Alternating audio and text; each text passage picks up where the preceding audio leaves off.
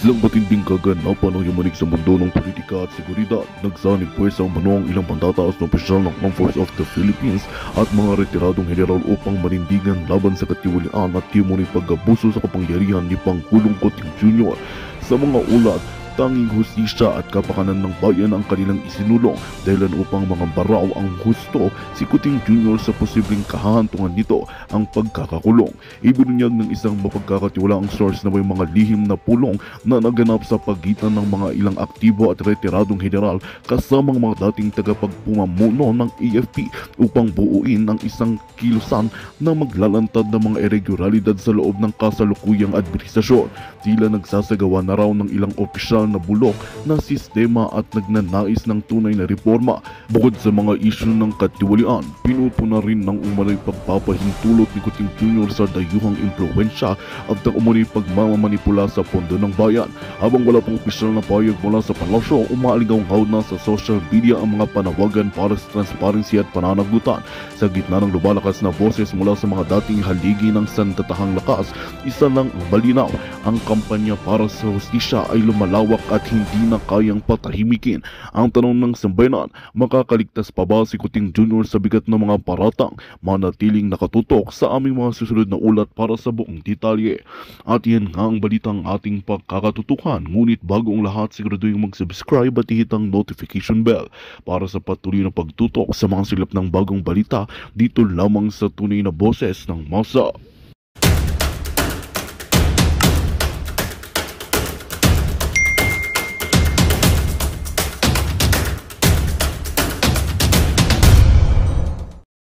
Pasko niya eh. Ano lang yun resource speaker lang yun Maging abuso lang puta yung mga congressman yan. Kaya nga maganda si Grihadong gawing hatchet man para pagkakatayan niya mga yan Sige, tingnan ko yung gigil niyan ba. Kaya nga kung titignan nyo, kitang-kita ng tao yung abusong ginawa. Yung KOJC, kitang-kita. Hindi nakakalimutan ng tao yan. Kaya puputok yan. Kumbaga nandun yung fire. And it's boiling already. Boiling. Hanggang sa biglang apaw yan. Yun ang hinihintay ng lahat ng kababayan. Yung that moment na hindi mo mapipigil, biglang umapaw. And it creates a mess.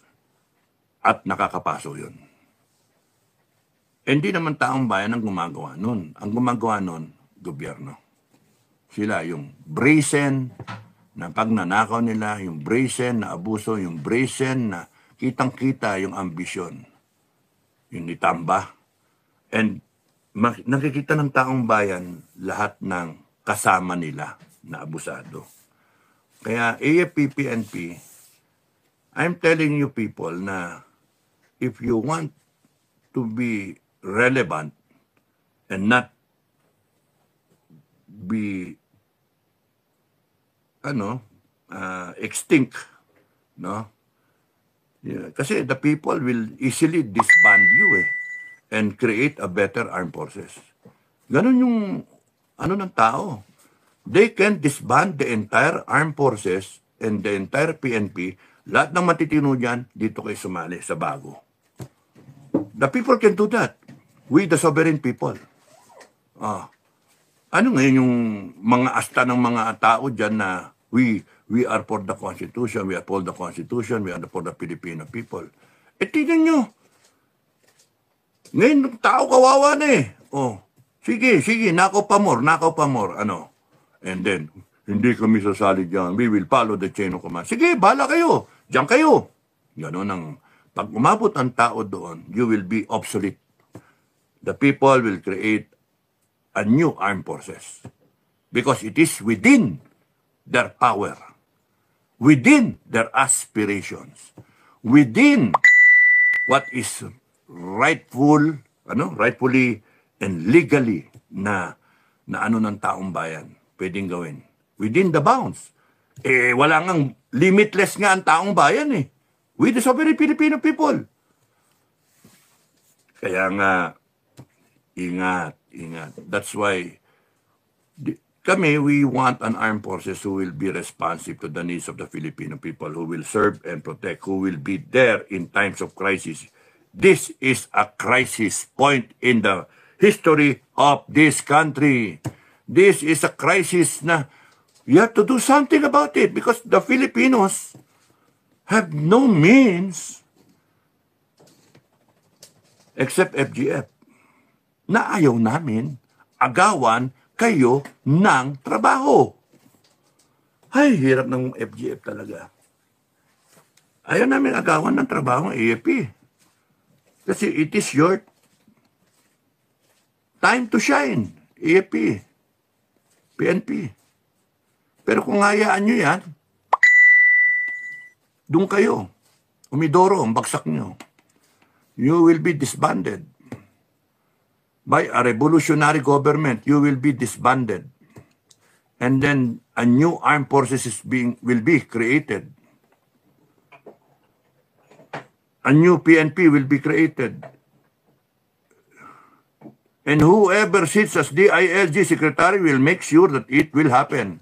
A new Philippine National Police, a People's Police Force will be created. Wala nang mga abusadong pulis. Wala na. Wala nang mga durugistang pulis. Wala nang pulis na abuso na tatakutin ng taong bayan. Talagang matitinong pulis.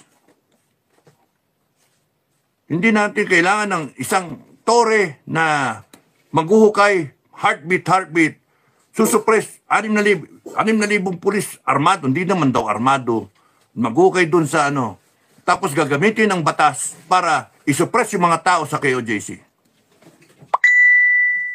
For resisting the implementation of a warrant. Ay, nako. Sa tingin nyo ba, forever kayo? Magre-retiro rin kayo. Ang mahirap dyan, ma-retire kayo without pension. Eh, nakatingin nyo, hindi kaya gawin ng taong bayan yon, lahat kayo? Na, you will be summarily dismissed from the service. Dismissed from the service, pending legal criminal charges, no? Pending, mas magandang criminal charges kaysa sa administrative, eh. Pending criminal charges, and you, whatever pay and allowances, benefits will be wipe out. Wala na. Wala kayong pensyon. Because it's reckoning of the Filipino people. Kaya kayong mga nakapwesto, ingat kayo sa ginagawa nyo. Ingat kayo. Kala ninyo sa inyong galing yung power ninyo. Hinirap nyo lang sa tao yan, ng taong bayan. And the people will take it back one of these days. Kasi doon papunta eh. Sorry doon ko nakikita, doon papunta lahat eh. Kahit anong pigil ang gawin mo, wala, doon papunta. Kasi pagkaabusado talaga isang gobyerno, magre-rebelde talaga mga tao. Magre-rebelde. That's why nagiging relevant ang komunista. Yun ang iwasan nyo mangyari. Doon kami nag-aano ngayon. FGF, ayaw namin maging komunista ang Pilipinas. Patulong-tulong kayo. Tapos nun, sumasakay kayo sa abusado. Sige, tingnan natin. Pagka nag-declare ng revolusyon ng taong bayan, wala kayong magagawa. Hindi nyo na mapipigil yun. Magpatayan tayo kung gusto nyo. Ano na mangyari doon? Kami, magbibilang lang kami. Okay, 1, 0, 1, 1, 1. Patay. Scorer na lang kami. FGF, scorer na lang tayo. Ayaw makinig eh. Nakdang putya talaga. Nagamit pa yung batas para isuppress ang taong bayan. Do you think the people will continuously believe the laws when they know that the laws was ratified by them? The Constitution na sinasabi nyo was ratified by the Filipino people. The Constitution is supposed to embody the aspirations, the ideals of the Filipino people. And here you are. Kayong sa gobyerno, binabastos nyo ang taong bayan. Inaabuso ninyo. Kaya, good luck sa inyo. Revolusyon ng bagsak niyan talaga. The only way to prevent that, yung magpatayan ng mga Pilipino, panonorin lang tayo ng Amerika, panonorin lang tayo. Ng ibang bansa, panonorin lang tayo. Lalo na China, kasi gusto ng China, magpatayan tayo para mag-weekend tayo. Militarily, tsaka population-wise, magpatayan tayo. And then, boom, pasok sila. Amerika, ayaw nila may involved dyan sa ganyan. Bakit sila mag-i-involve? Kung sino yung manalo dyan, doon sila. Russia, ganun din. Ba't sila mag-ano? So, kanya-kanya tayo. Patayan tayo, ganun. Kasi kayong mga sakim sa gobyerno, kayo ay inyong bitawan matapos ninyong inabuso ang taong bayan. Gusto nyo pa rin na tumagal kayo sa pwesto? Hindi papayag ang taong bayan. Kaya yung mga Marcos, you take sides, o sige, doon kayo. And yung sa kabilang panig, maka-Pilipino, dito kayo. Paramihan na lang. And then, there's that opportunity na maayos ang bansa. Because kayo mismo ang magsasabi, tama na. Tama na. Enough of the blood spilled, enough of the patayan. Ayusin na natin ang Pilipinas. Ayun. Just like yung sa Amerikano Tama na, North and South, tama na. Enough blood has been spilled. Let's become a great nation. Ganun nangyari. Okay.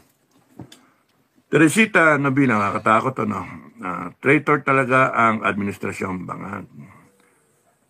Bienvenido Guarin Carvalho. Importante siguro sir kung magbitaw tayo ng salita, kailangan patunayan, kaso puro lang kayo vlog. Talaga. Yun ang mga banat ka. Yun. Thank you. Bienvenido. Goodbye.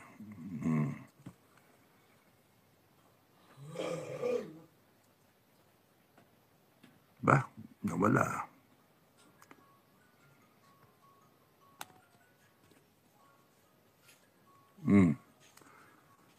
Okay. Teresita Navila, traitor talaga. Okay. Teresita Navila, true, one drop of water can destroy a very big rock.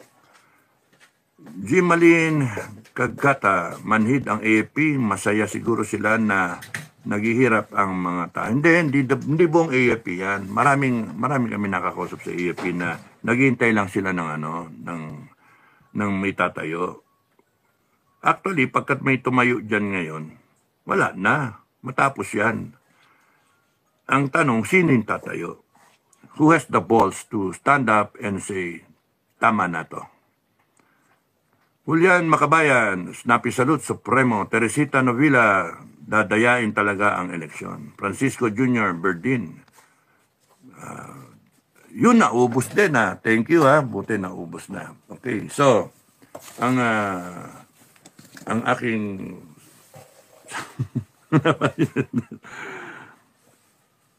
kung sino man ang susunod na gobyerno, whoever will be the leader, be it Inday Sara or it be a junta or be it a combination, be a revolutionary government, ang laki ng problema ng susunod na leadership ng bansa natin after Bangag. After Bangag, baka si Tamba pa, di ba? Malay nyo, no? Maimpi si Inday, papanik si Bangag, si Tamba, siya yung chosen na vice president, for example, tapos nun, impeach nila bigla si Bangag, and then, mababak yung vice president will become the president. O President Tamba na.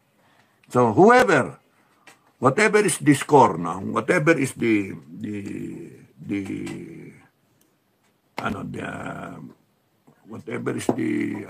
mangyayari, ang doon is, ang laki ng problema kasi, na-plunder na yung bansa natin. So, ang next leader, ang unang gagawin should have an inventory of what is left. Ano ang natitira?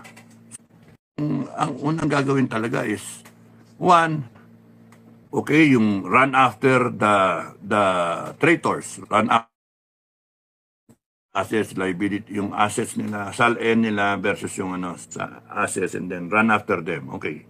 Pero ano yung naiwan sa treasury? Ano yung pera? Ano yung ginto? Ano yung assets natin after nila? Okay, isa yon na dapat gawin. Normal na revenues. Excuse me, normal revenues, normal na pumapasok. Normal. In any given year, any given day, mapasok yun. Expected might be, has something to do with projected for this year or for next year. Yung ganun ba? Expected. Kasi may ginawa kayo. May ginawa ang gobyerno na parang intervention, project, ganun ba? Or funding, ganun ba? So, yung normal, on any given day, ano yung pumapasok? Mahalaga, alam natin yon. Ano yung expected natin? So, probably, may projection, ina-expect yung nakikitain for this year. Or yung potential na kikitain. Kasi iba yung malayo yung potential. Like for example, ano yung income mo pagka ang tourism mo umabot ng 20 million o 10 million. Ngayon nasa 5 million. So yung potential na pwedeng kitain mo malayo, malaki, no? So ang punto, paano mo papabutin dun sa 10 million na turista o 20 million, better yet? Knowing na 1 billion ang total na turista sa buong mundo. Tumataas ng ganon, pataas ng ganon. So natatagdagan yung turista, as people are earning money, they are spending on tourism, na yung pagbiyahe-biyahe nila. Kasi after mahaba na trabaho, ano mo yung sarili mo, re-reward mo yung sarili mo with a vacation. Pinaplano yon. Iba 1 year or every other year. Pinag-iipunan. Mga Pilipino natin, mga balikbayan natin, uuwi dito. Or yung iba, mag-abroad. Kusang country pupunta ng Israel, Jerusalem, o kaya punta ng Egypt, punta ng Greece, ganun ba. Spending good money, hard-earned money. Dito nga sa atin, we should be a tourist dito sa sarili nating bansa. Kasi ang dami pwedeng puntahan dito. So, potential is malaki ang kikitain. So, dapat yon malinaw yon na alam ng mga mamumuno ng bansa. Expected is yung mga tinatarget, no? Na, kunyari, for this year, tinatarget mo, GDP mo, mag 6%, di ba? Ang tinatarget mo na papasok na pera, kunyari, is from 4.5 trillion, magiging 4.7 trillion. Yung ganun ba? May ballpark figure na in-expect ka. May target kayo. So, collections ng BIR, collection ng customs, collection sa taxes, collection sa GOCC, mga ganun. Expected revenues, no? So, dapat yung bagong administration, puntirihin yun. So, alam niyo yung take-off point nyo. Alam niyo yung take-off point because ang laki ng problema ng susunod na administration dahil sa walang pera siguro, walang pera siguro yan. So, definitely, walang utang. Walang utang yan. Utang na yung mga walang yakay sa gobyerno. Walang yakay. And then, ang key for the next government is productivity. I blogged about it, and the key, one solution is really productivity. No? Very important na si BBM, kung magkaroon ng change, mapa-hair follicle drug test siya. Very important yon publicly, para makita ng buong mundo na talagang adikto. So that pagka nakita yon, mag-normalize tayo kagad, kay it be a revolutionary government or Inday-led na government o Tamba-led government, etc. etc. Kung ano man yan, kung sino man yan, military-led government. Ang mahalaga dyan, ma-hair follicle yan para makita na talaga, lulun sa droga. Para from there, ano yung tao na kung sino may namumuno, yun yung okay lang, justified ba? And then magkaroon tayo ng transformation ng election para properly done. Kung hindi, then nawawala na yung signal. No, tuloy ko na lang. Anyway, nasimulan ko. So, itutuloy ko sa next na vlog, baka bukas, no? It's about, ang key is productivity. Productivity. You are coming in na in shambles yung government mo, you have to reboot the government, ang dami mong isasarang agency, ang dami mong tatanggalin, ang dami mong problema, wala kang pera. No? So, yun yung situation. Now, you have to do it properly, you have to do it quickly, and you know what you are going to do. Ganun dapat ang diskarte. Otherwise, talo ka. Kasi expecting ng malaking taong bayan. You're taking off from that point na galit na galit yung tao, nag-revolution yung tao, or if a better word would be, nagrebelde yung tao, in-exercise niya ng taong bayan yung kanilang sovereign will. Kinuha nila yung power at ibinigay sa iyo. Yun, ganun yun situation. So, here you are, the people are trusting you now, the new leaders of this government. No? Nandun na tayo. Kasi ako, iniisip ko, hindi pwede yung magpalit lang na kailangan reboot talaga tayo. And then, from that point na magre-reboot ka, mahirap magkamali. Mahirap mag-trial and error. Kasi expecting ng malaki ang taong bayan. No? Wala, maikli yung pasensya. So, ganun yung So, itutuloy ko na bukas. The key is knowing where your take-off point will be, kung saan. So, inventaryo. Ano yung assets natin na natitira? May mga binenta. So, ano yung natitirang assets? And then let it be known by the public. Ano yung natitira natin na pera sa bangko? Government banks. Ano yung sa ginto natin? Ano yung forex natin? Ano yung everything? GOCC natin. And then, ano yung, at least alam nyo, ano yung expected income natin? Normal na income natin. Ano yung normal revenues na pumapasok? Doing nothing. Papasok at papasok yan.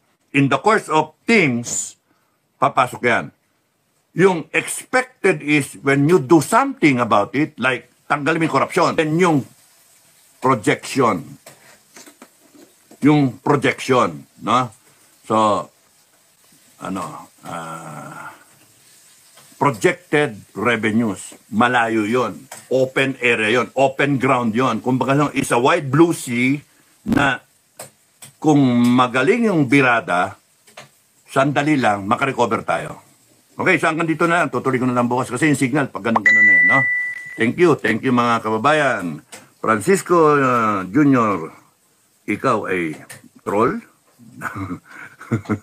Okay, maraming salamat sa inyo. Thank you. Basko niya wala na yung signal ko. Thank you. God bless everyone. Ano lang yun resource speaker lang yun Maging abuso lang puta yung mga congressman yun. Kaya nga maganda si Grijaldo gawing hatchet man para pagkakatayan niya mga yan Sige, tingnan ko yung gigil niyan ba. Kaya nga, kung titignan nyo, kitang-kita ng tao yung abusong ginawa. Yung KOJC, kitang-kita. Hindi nakakalimutan ng tao yan. Kaya puputok yan. Kumbaga nandun yung fire. And it's boiling already. No? Boiling. Hanggang sa biglang apaw yan. Yun ang hinihintay ng lahat ng kababayan. Yung that moment na hindi mo mapipigil, biglang umapaw. And it creates a mess. At nakakapaso yun. Hindi naman taong bayan ang gumagawa nun. Ang gumagawa nun, gobyerno. Sila yung brazen na pagnanakaw nila, yung brazen na abuso, yung brazen na kitang-kita yung ambisyon. Yung nitamba. And nakikita ng taong bayan lahat ng kasama nila na abusado. Kaya AFP, PNP, I'm telling you people na if you want to be relevant and not be extinct, no? Yeah, kasi the people will easily disband you and create a better armed forces. Ganun yung ng tao. They can disband the entire armed forces and the entire PNP. Lahat ng matitino dyan, dito kayo sumali sa bago. The people can do that. We, the sovereign people.